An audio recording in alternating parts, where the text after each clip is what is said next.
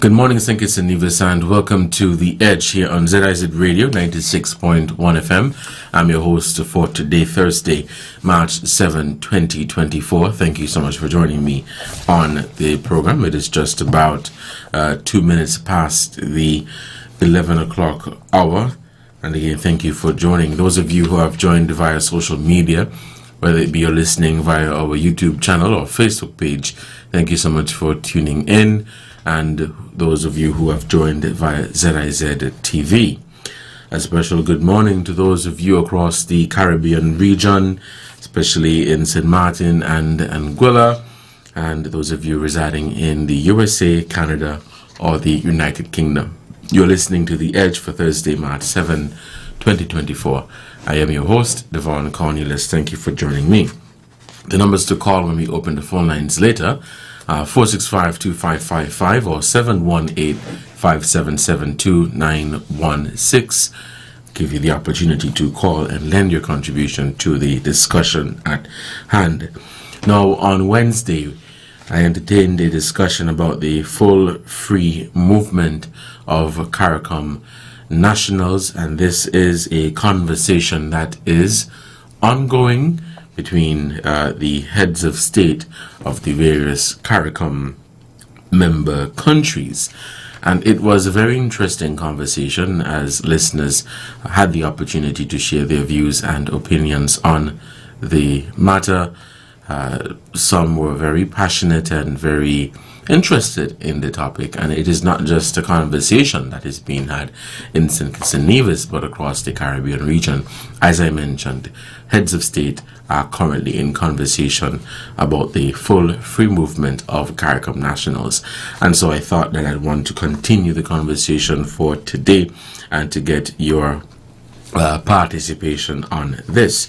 So before I came here, I went and I did a little bit of homework and did some research on, the CARICOM single market and economy and the positions of other countries on this matter. And I'm not sure how many of you have been following, but Antigua has expressed their position on this matter. Bermuda also expressed their position on this matter as they are seeking membership of CARICOM. And I'll share with you, for the benefit, those countries that are a part of the CARICOM single market and economy.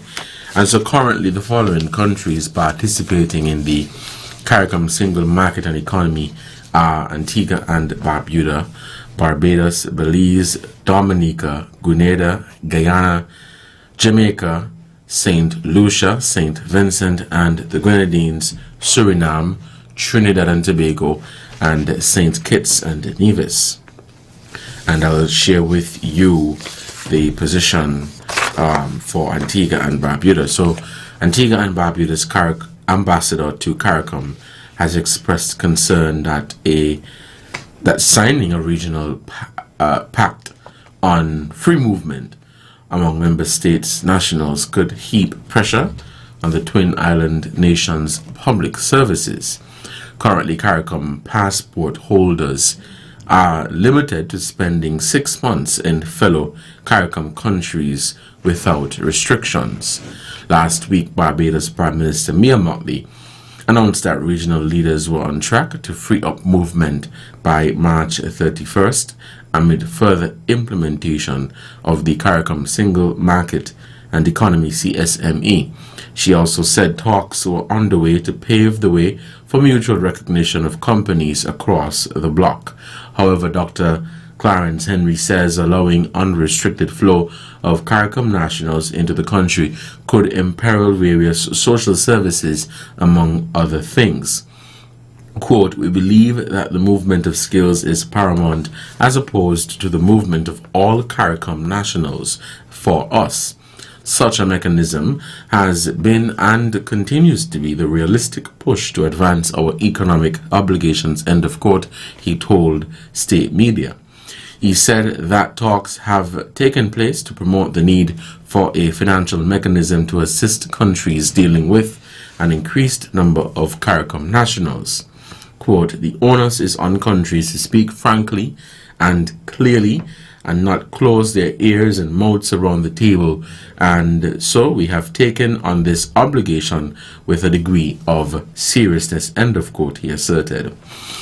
Regional leaders are expected to be back on the table, or regional leaders are expected to be back at the table on March 15th to discuss the policy further. Dr. Henry revealed that prior to that meeting, however, there will be a meeting of the Intergovernmental Task Force and Drafting Committee scheduled for today, and the meeting of Ministers of Legal Affairs a day later. Quote, we are optimistic that the regional heads would accept Antigua and Barbuda's request to utilizing the skills regime, maintaining it in its current status, end of quote, Dr. Henry said. Although Antigua and Barbuda has continued to stand on its policy of skilled-based free movement of people, it is still a participant of the OECS's separate free movement framework, meaning that any change in current policy will likely see an increase in nationals from countries like Trinidad and Tobago, Guyana, Jamaica, Belize, and Suriname. Bermuda, despite seeking to join the regional bloc, has also said that it will not participate in the free movement policy. Meanwhile, Dr. Henry said Haiti will likely not be part of the full implementation of free movement due on March 31st. I was having a conversation yesterday with some colleagues, and the conversation of brain drain came up, and the fact that CARICOM member states and the Caribbean as a whole, has been or have been focusing on this for quite some time, and looking at ways on how we could prevent brain drain in the Caribbean. We've heard of the many stories, and we know of people personally who you probably went to school with, high school, primary school, well, high school, college here in St. Kitts or in Nevis, and they left. And some would left to seek a better way of life. Some would leave to provide better living conditions for their families, and some, they left for personal and professional development and other reasons. But the issue of brain drain in the Caribbean is a very serious one, as people are looking at ways of sustaining themselves. Some people would argue that they are not being properly compensated for their expertise and skills and their knowledge in their respective field, and so they would leave the Caribbean and they would go to the United States or the United Kingdom or Canada or some other country in search of better work, better remuneration, and these things. And the reason why I brought this to the fore, the topic of brain drain, and I'm trying to marry it now to the issue of the free movement of CARICOM nationals, is here is it that CARICOM heads of state are proposing that there be a full free movement of CARICOM nationals. But CARICOM countries, from what we're seeing, Antigua and Barbuda and Bermuda, who is seeking full CARICOM membership, have indicated that they will not be participating in this at this time. We have not heard from any other member states, but based on the trajectory, you could anticipate that other countries may give a similar position on the matter in terms of their country participating in the full free movement of CARICOM nationals. And so here you have CARICOM saying, we want to allow our people to roam freely within the Caribbean.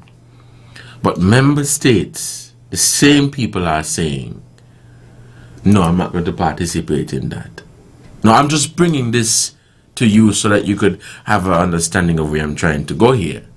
So CARICOM is saying, yes, we want free, full movement. But CARICOM is also saying, no, we're not going to participate in it. And when I say CARICOM, I'm referring to those countries that have since, or country that has since issued their stance on the matter. And so you may have a case where people from another CARICOM country would want to go to another country because they would be better compensated if they were to work in that country because of the standard of living and what have you. But if you don't have the free movement, maybe it might worsen the issue of brain drain in the Caribbean. I'd want to hear your thoughts and opinions on this.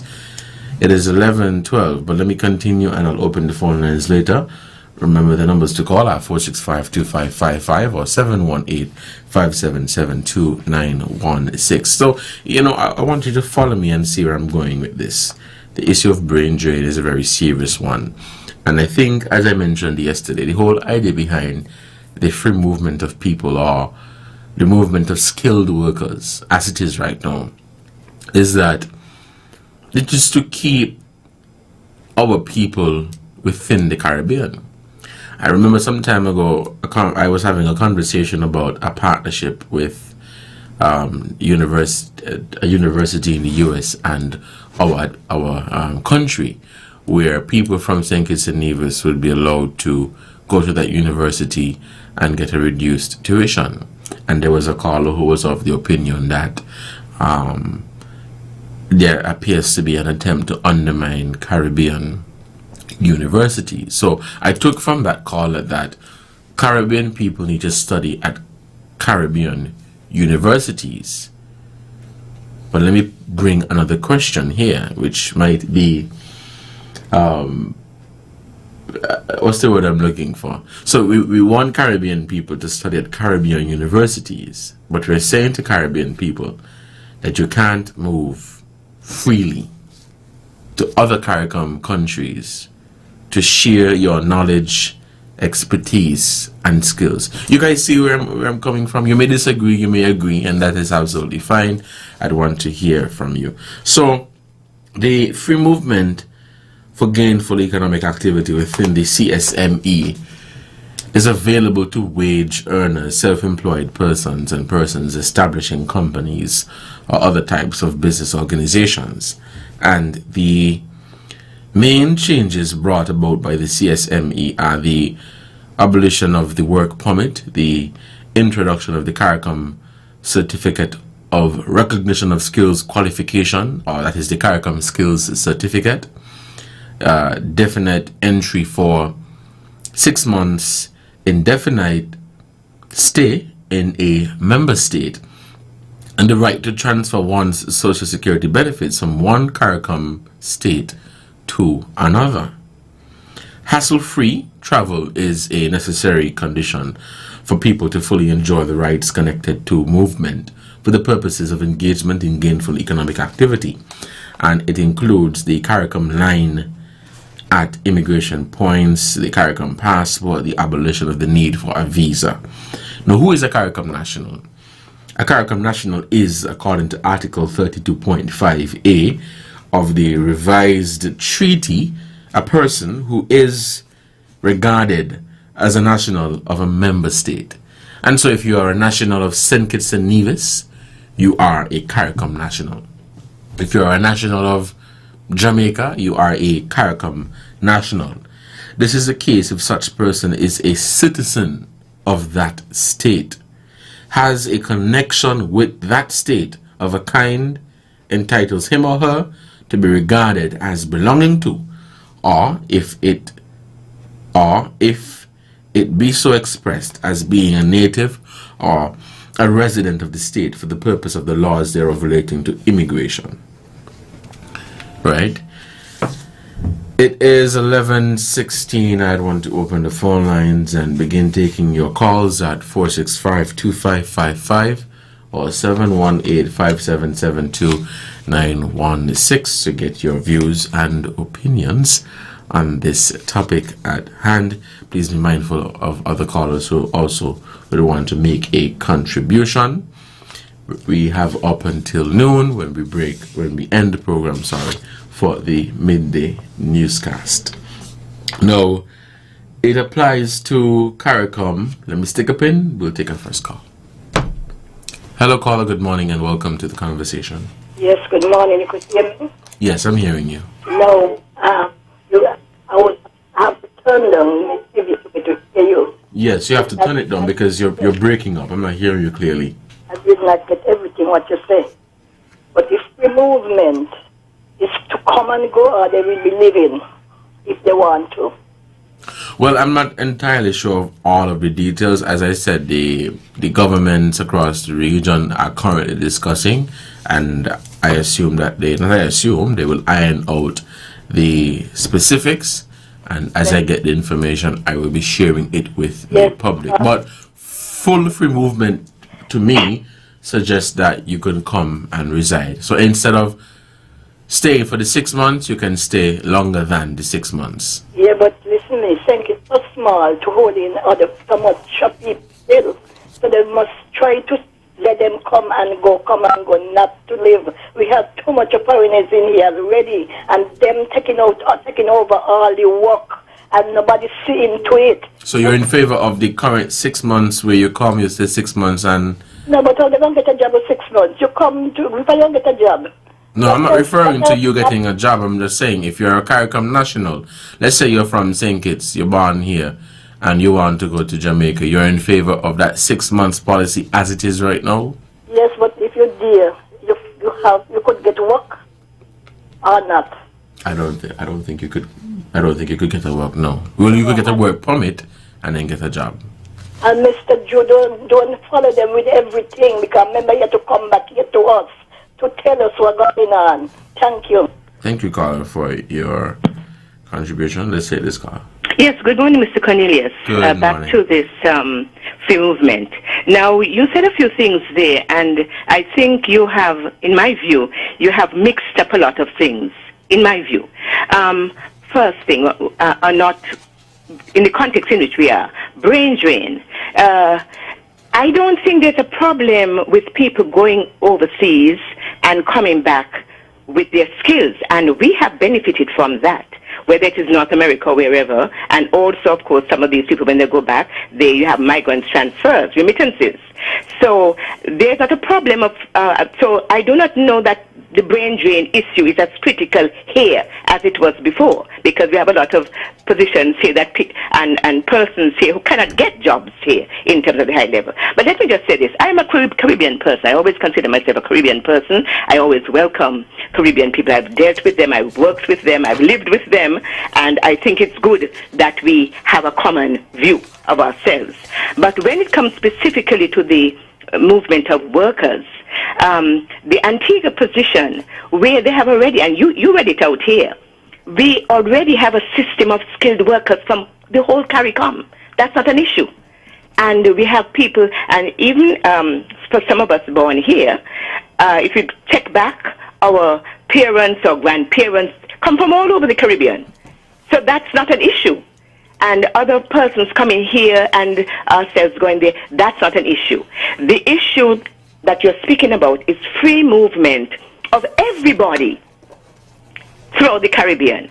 That may come in time. But right now, in the OECS way, as Antigua brought up, we have free movement, so we want to strengthen that. But when we have small territories opened up to the larger ones who have 5 times and more, maybe 10 times as many persons as we have here, more than that too. Well, that is an issue. And therefore, I believe we have to be cautious. We have to be cautious about it, and I would like and hope that at the national level, there's a good consultation and we follow the system of Antigua. Thank you. Before you go. Yes. A point was made that because St. Kitts and Nevis has one of the highest minimum wages in the Caribbean, that may be something that other CARICOM nationals may be looking at. And so if it becomes a free full movement, it is anticipated that people would run to St. Kitts and Nevis because of our standard of living and minimum wage. How do you feel about that? as I'm saying again, generally speaking, the movement, and we have it within the OECS, that is good. Right. I think maybe in time, over time, we may come to expand more to the wider Caribbean. But if right here we are talking about minimum wages and even to put it up and or the different costs of living and so on, and some persons can't get work here, you have to satisfy what is here first. So I think we need to do this cautiously. But again, I'm all for the Caribbean. I'm a Caribbean person, and I love my Caribbean people. I meet them all the time, and I live with them, and I work with them. And so, but in terms of this particular aspect of free movement of everybody, we need to take our time. Thank you. All right, caller. Thank you so much. Thank you for your contribution to the program. We have a caller? We do. Hello, caller. You're on the air. Good morning. Good morning, Mr. Cornelius. Good morning. How are you? I'm good, and you? Not bad at all. Giving thanks for life. I believe that the 6 months for now is fine. Because some of them come here for 6 months and come up here forever. You know? Saying it has to take one day at a time. If you're going to get free movement at the whole Caribbean, if 4,000 people going to come from Jamaica, Guyana, wherever, a year, I mean, this thing look is forever. The place don't get too overpopulated with people. You know, we have to take one day at a time. We can't rush nothing. You understand? If you got a boatload of people now, some who can't come by plane and come by boat. So if they come in by boat and you meet them coming in, what you going to do? Lock them up? You don't know who they be? If they can't buy a plane ticket, they won't come by boat. We have to take one day at a time, and this thing about kill people coming, that is a way to get in. Okay? Long time when I was going to school, they used to say the cow jump over the moon and hump and the dish one away with the spoon. You can't even tell a child that today. They're going to watch you want to know how a cow could get over the moon and the moon so high. How a dish could run away with the spoon and hang on a foot. You can't fool people all the time. You should aware to get in. And it trust me, it will mash up the whole small island then. So warning, saying it's needed, take your time, okay? One day at a time. Don't rush nothing. They're here. We welcome all, but we got to do it in a decent way. All right, Colin. Thank you. Mr. Cornelius, that's my thing. Thank you so much. Thank you so much for your contribution. Let's head back to the phone lines. Hello. Hello, caller. Good morning. Yeah, good morning, Devonne. Yes. Devonne, you heard about the Federation when we were together. Yes. And those big boys with the big chests, and they had everything. They said, well, okay. They consider us as little pigs, and we're going to suck them. Now, suppose we had independence at that moment, and our money was smaller than those big boys' money. You think any one of them would be interested in coming here? Even up to now, if we had our money, own money, and the value of our money was so low, they would not want to come here. But because the value of the EC is higher than their own money, that's why all of them want to rush in coming here. And I am for the 6 months. You can't go in St. Thomas and Croix say, okay, you come spend time and they give you 6 months and they catch you walking. They go overboard. Now look here. In Haiti, the president of Haiti, he from Haiti. And he leave when he went to Africa. And the bad man, they threaten him, tell him, don't come back here. Otherwise, what's going to happen? I would advise he, for the safety of his life, don't go back there. Because if they could stop the international airport, stop playing, they wouldn't do. And the them kind of people we're going to bring here? No, brother, You remember the rich man in the Bible when he let he died to go down by the gate, go the way he wanted to do to Lazarus? Because he never wanted Lazarus to be around the place. And when he did and he went hell no. And he realized the consequence of in hell, he sent back up and said, Lord, Father Abraham, send Lazarus lay dip your finger in some water and put it on my tongue. The same poor sorry Lazarus he called. And that is what happened to these, you know. They want to come to St. Kitts because they see well then that we rise high. You see? They must remember when they climb up, look back down and see what can happen. Good morning, Jacqueline. I like your punches them. Thank you, Devon. All right, Colin. Thank you for your contribution to the program. Let's head back to the phone lines and we'll be taking some more calls. Calling out on the air. Good morning. If they know they never want federation, and they know they never want to unite as one, Tell the doctor I'm not in favor. Don't get us like the jackass. Good morning, Devonne. How you doing? Good morning. I'm good, thanks. First,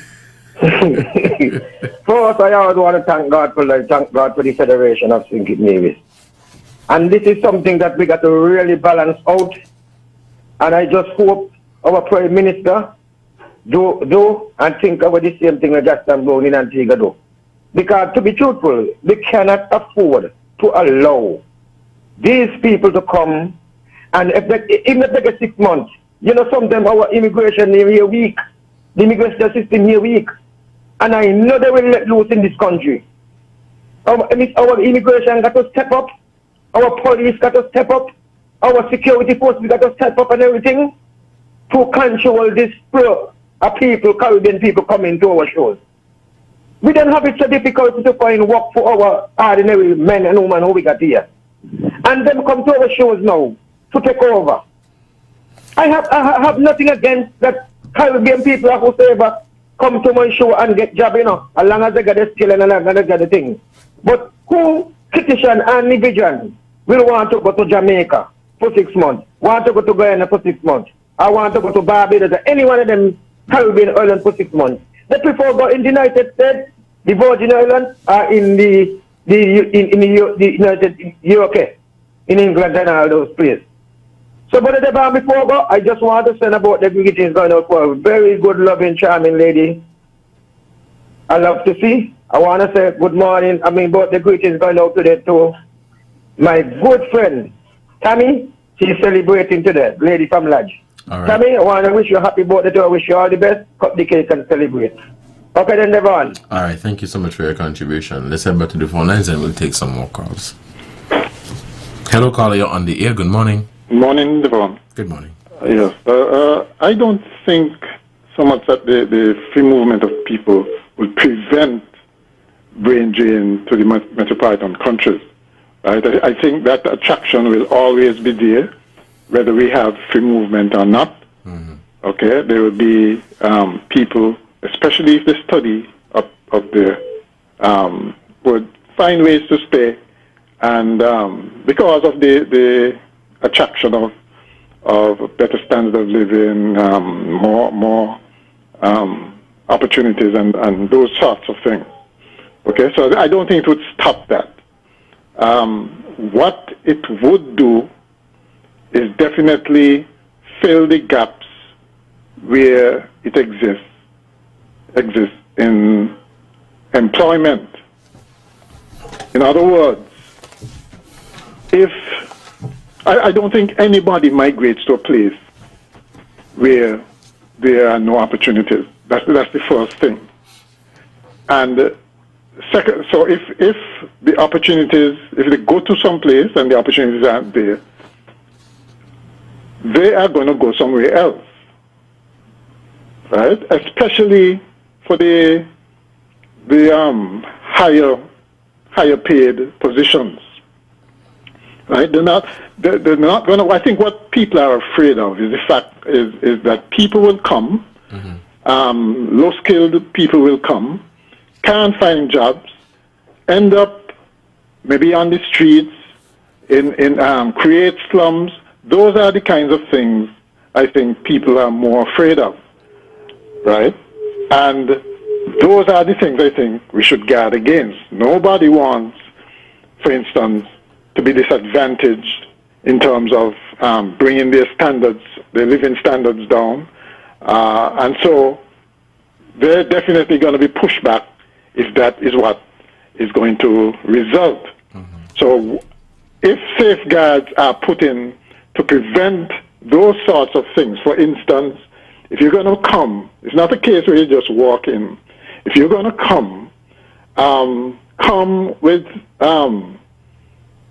some sort of job opportunity open to you. In other words, you do your research first and see if there's a job and apply for it, and you get some sort of entry documents for that job. You don't just come and you go up and down the place searching for a job. Mm-hmm. You may or may not get lucky. Mm-hmm. And so, right, you know. So What we're, I think, against is a free-for-all. Everybody loves free movement. You know, there should be free movement, I would say. But not, free does not necessarily mean totally unrestricted. Okay, there has to be some kind of regulations put in place. And I think that once that is done, sure, let's see how it works out. Because I think there are some countries that need more people. There are some countries that have, I'm sure, loads of opportunities they're waiting, or prospective opportunities. I'm thinking of Ghana, for instance, right? And so in the end, it will probably all level out, but in the interim, in the beginning, you can't just let it be a free-for-all and have chaos resulting. We don't want that. But let me ask you a question. I think as it relates to the U.S., right, if you are going to the United States and you're looking for a work permit or something like that, you'll first have to get some sort of confirmation from your employer, because employers in the U.S. would apply on your behalf and say, okay, right, I'm going to apply for this person to come here and work. Right. It should be the same case for us here in the Caribbean. So the recommendation is, if you are applying to work in Antigua, or if you're going to Antigua for a better way of life, right, and you're going to look for a job, then you should get some sort of document to say that this person is going to be hired, X, Y, and Z. Another case where you just show up and then you look, and if you don't get a job, you end up on social welfare. Right. Those kinds of things should not happen. And that is why I feel that there still should be some 6 months or some length of time proviso that, well, if you're unsuccessful, you know, then you have to go elsewhere. That should be mandated. You don't just stay here and keep looking forever, because obviously you don't have the wherewithal to stay in a country, and certainly not one with a high cost of living like ours, to stay there forever without any kind of support, without any job. You know, it just isn't possible. So those kinds of regulations, I think, need to be enforced. But the big question would be, would it then be a misnomer to call it free movement of people? You know, because, and that is why I said it does not necessarily mean unrestricted. Free movement almost suggests that it's like saying it's a nevis.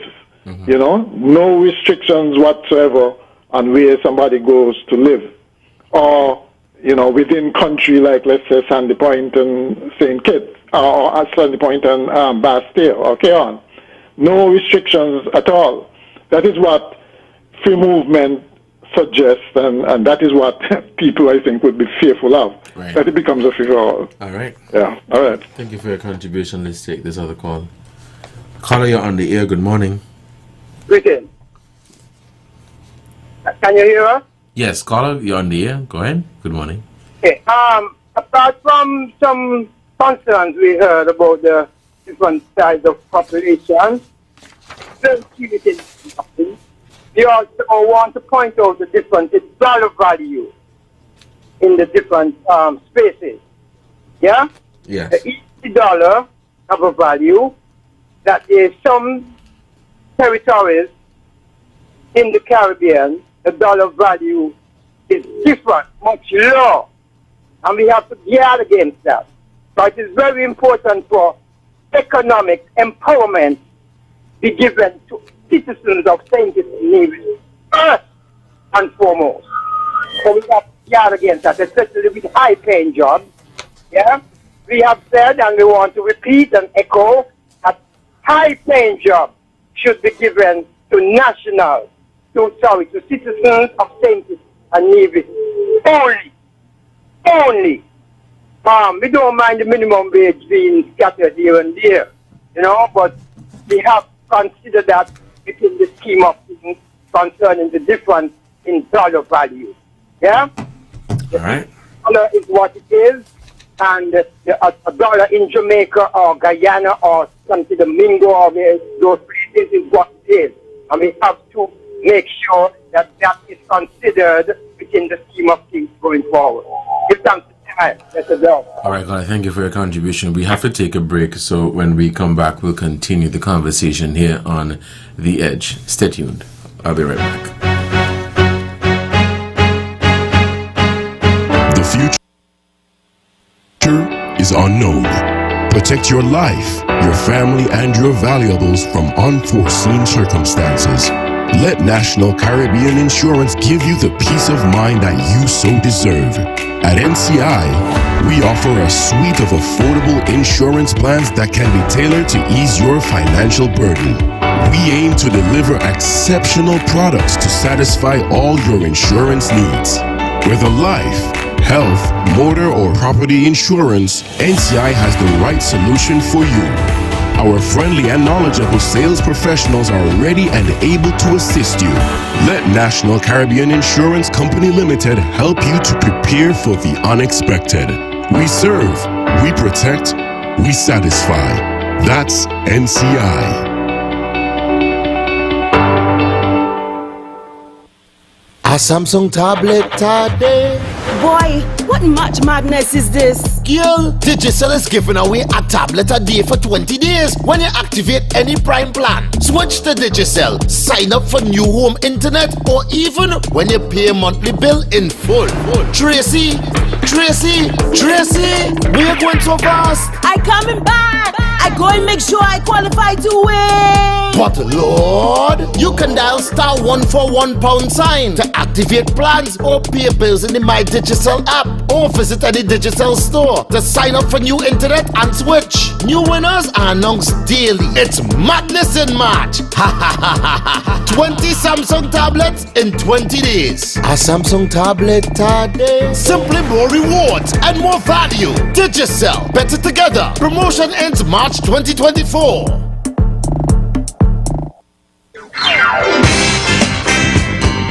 The TDC group of companies wishes to advise the general public that the TDC Home and Building Depot on St. Kitts will be closed for stock taking on Friday 8th and Saturday 9th March.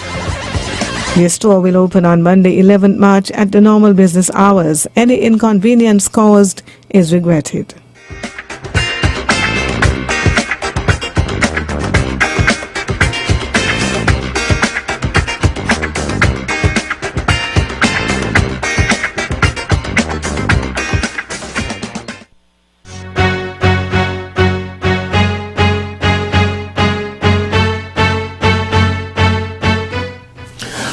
Welcome back to The Edge here on ZIZ Radio 96.1 FM. I want to make a point quickly before we take any other callers. Not a point to just to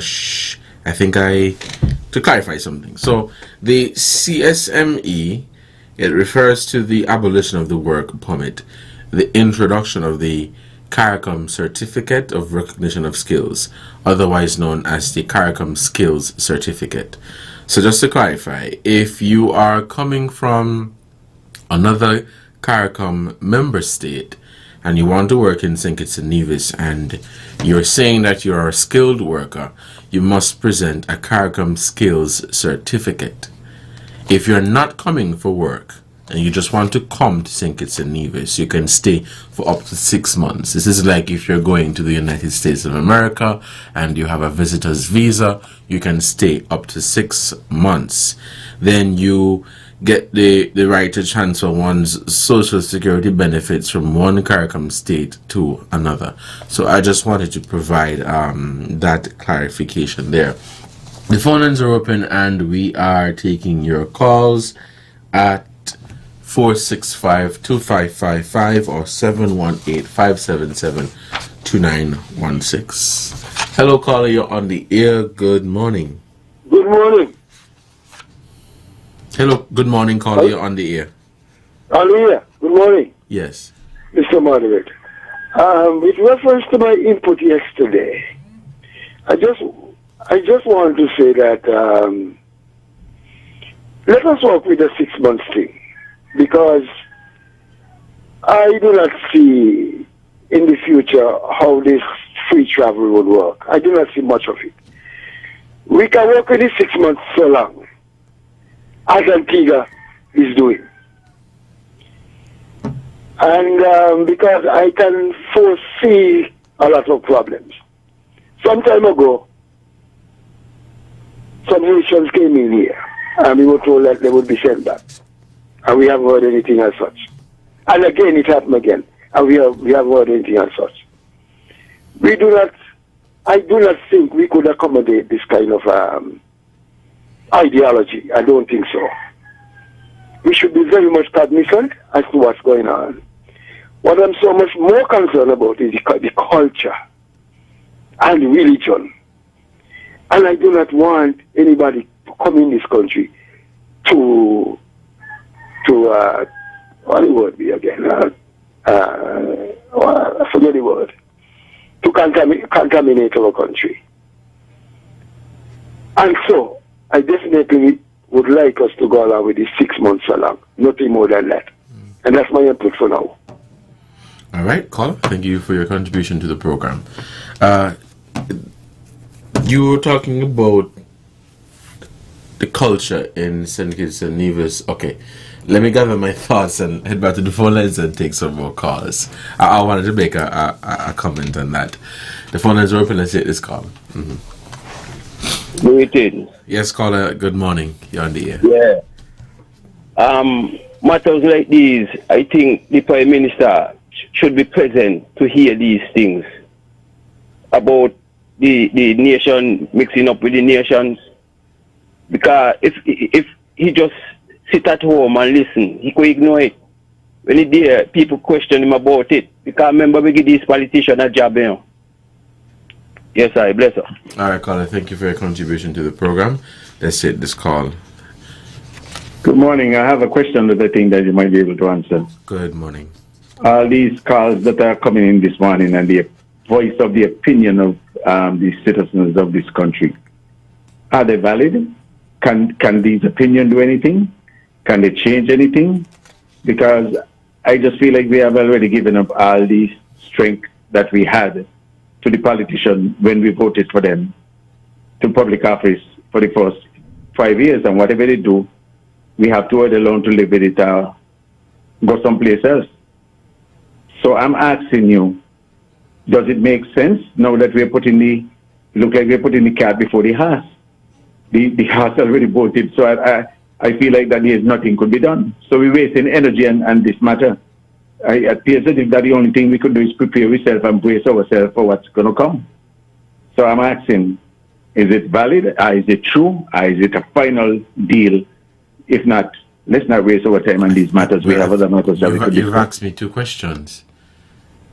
You asked me if I think the opinions and views of the callers are valid. And then you asked me if it is a done deal with regards to the full free movement of nationals. You're correct. To answer your first question, I do believe that the views and opinions of the callers are valid, and I do believe that they would help to inform the position of those making the decision. With regards to Antigua and Barbuda, people in that country have voiced their opinion, and the government listened. The CARICOM ambassador, Dr. Henry, he gave Antigua and Barbuda's position on the matter. It may not be what the entire country feels, but at least majority of the people. With regards to whether it is a done deal, no, it is not. They're currently in conversation. Then if it's not a done deal, that will answer all the questions in terms of the reaction of the people and the questions of which they are asking, because lots of times you have the horse before the cat, because these people make decisions without even consulting the people, because I think that they might be done it immorally or wrongly, but legally they will be in the right to make those decisions on behalf of the people. You could have what you call a moral right, and you could have a legal right. Mm-hmm. So the legal part of it, they're legal to do that. They're legal to take an increase if they want to. They could take one every 2 years. Mm-hmm. Nobody could stop them, but at the same time, it might be immoral, but not be illegal. So let's not get mixed up with the legal part of it and the moral part of it. Thank you very much for hosting the program and giving the people an ear to say how they feel and how they think. And it's always good to educate the populace. Have a good day. You too, Colin. Thank you so much for your contribution to the program. You're listening to The Edge. Let's take this call. Yes, a caller before this one saying that Prime Minister is supposed to be there to answer. He's coming on 1 o'clock. I see the notice on the TV. So who want to call in? If he can take call, they could call. Okay. No, it won't be a call. It's a round-table discussion. It's a round-table discussion with members of the media. So it's not. It won't be a call-in. Caller, you're on the air. Good morning. Hello, caller, you're on the air. Good morning. Good morning. My name is Larry Vaughn.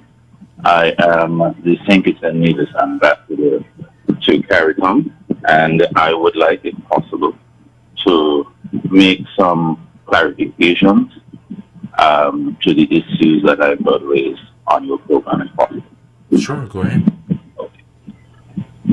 The first thing I'd like to ask our citizens to recognize is that Prime Minister Drew is ably leading the discussion of St. Kitts and Nevis's interests and our concerns, and they are based on the recommendations of the Intergovernmental Task Force that CARICOM has created to explore the matter. It was only in Guyana that Intergovernmental Task Force made recommendations, and a decision has not yet been made on the recommendations. I want that first and foremost to be understood. The second thing that needs to be understood is that Antigua and Barbuda, Barbados, and other member states would have made their determination known in the media and elsewhere on the recommendations made. The recommendations, I will want to read them to you at this time to let you know what they are, because a lot of the recommendations are what we are saying here on the radio station. So let me read them to you.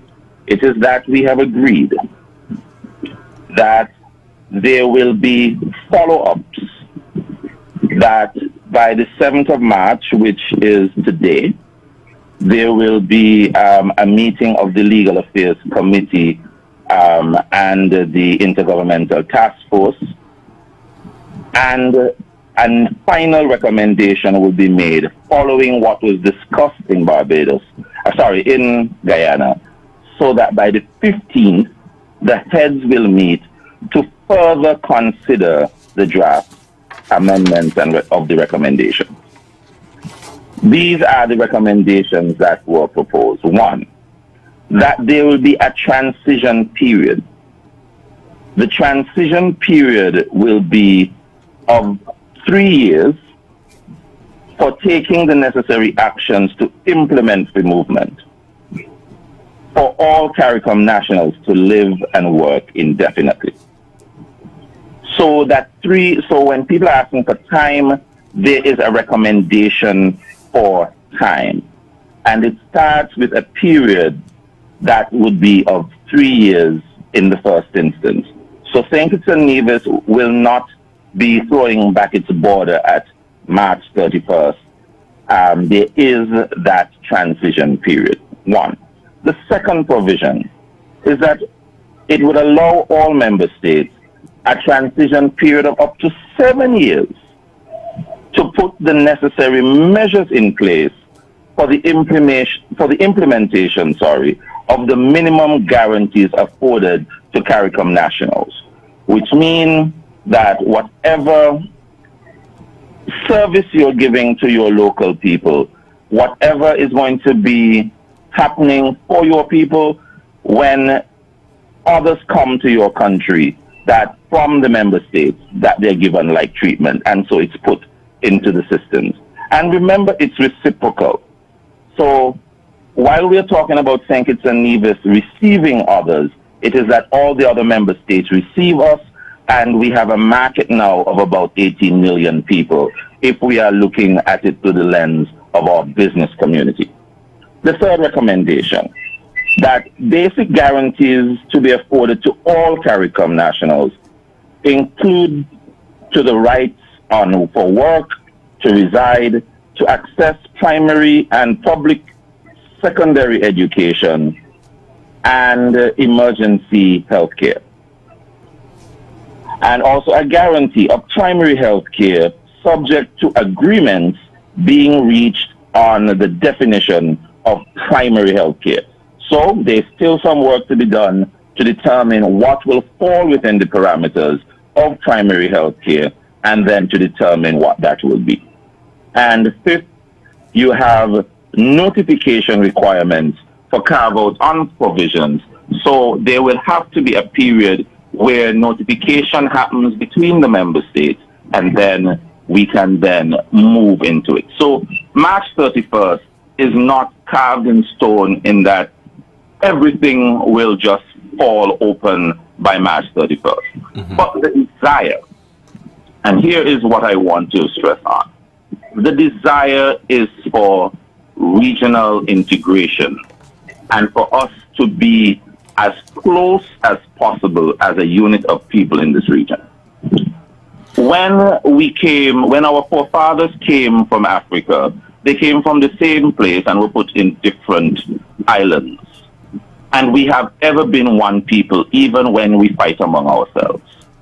We are one people in this region. And when it comes to development, development is on 3 levels: dependency, independence, and interdependence. We have gone to dependency and we have fought for independence. And the time has come that we must now champion the cause of being one people in this region. And so when we ask for time, yes, time is needed, but we also need to recognize that it has been well over 60 years that we have been marching on this road to regional integration. CARICOM alone has been there for 50 years. And when we are talking about wanting more time, I think it needs to be that we need more time to recognize what are the benefits of regional integration, and when we recognize what are the issues or possible pitfalls, that we put the systems in place to deal with those. Not that we recognize them as problems and then shut down the door and say, no, we will not do anything. Regional integration will be something that is difficult. It's not going to be something that is easy. But St. Kitts and Nevis has always, and I repeat, has always championed its difficult times and has come out always better.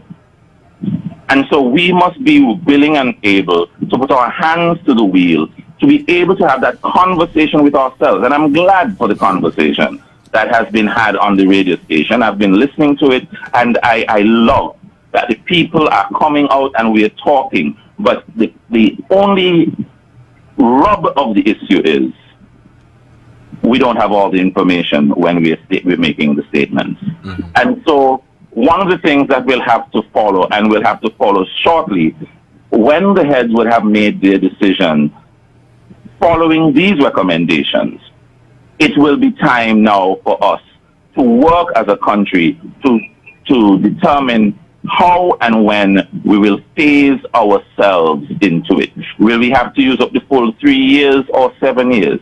How will we do it? And we will have to work together for it, because it is in the best interest of St. Kitts and Nevis. And I end where I started. Dr. Drew, the Prime Minister of the Federation, is prepared to work in the best interest of the country. He is not throwing open the gates. He is not putting St. Kitts and Nevis at risk and all that is being said. Antigua and Barbuda has taken a decision. I will not criticize Antigua and Barbuda for its decision. I will support Dr. Drew in his position and will work forward with him to make sure that the best interest of St. Kitts and Nevis is preserved in this matter. Before you go, Larry, on the second recommendation, I wanted you to just repeat that for me. You said allow. It says allow a provision to allow the member states a transition period of up to 7 years to put in place the necessary measures to implement the minimum guarantees to be afforded to CARICOM nationals. All right, thank you so much for that. All right, thank you so much for your contribution, Larry. Good information there, and for the benefit of not just me, for the listeners as well. You are listening to the Edge here on ZIZ Radio, 96.1 FM. We have another caller. Let's take this call. Hello, caller. You're on the air. Yes, sir. Good morning. One of the things that's interesting about these countries, these small countries in the Caribbean, is that the non-nationals are the movement of the people who arrive on any island to live, have better contact with the representatives, which is the ministers of government, than the local people. I'll tell you why. What actually happened is that they have what you call the Jamaican Association, the Guyanese Association, and they do get together quite often, and each one will put their case forward. And putting the case forward, the leader of that association normally and can meet with a minister of government quicker than you who born here. Because after election, the minister, who is minister now, finished with you, as a local. But when that fella comes from that association with interest that he have, the minister move in that position. Because he know, comes election day, that association will be gathered together. And once they hold it together, they will give him that electoral position again. All right, caller, thank you. We have to wrap up, but we'll have a good day. Continue this conversation at a later day. You've been listening to the Edge here on ZIZ Radio 96.1 FM. Very great conversation today, and I love the feedback shared by the callers, and you can tell that people are definitely following the conversation. The Prime Minister will have his round table discussion this afternoon at 1, and I anticipate that he will be speaking on this matter, among other things of national importance. So you're encouraged to tune in to hear updates from the Prime Minister. You've been listening to The Edge for Thursday, March 7, 2024.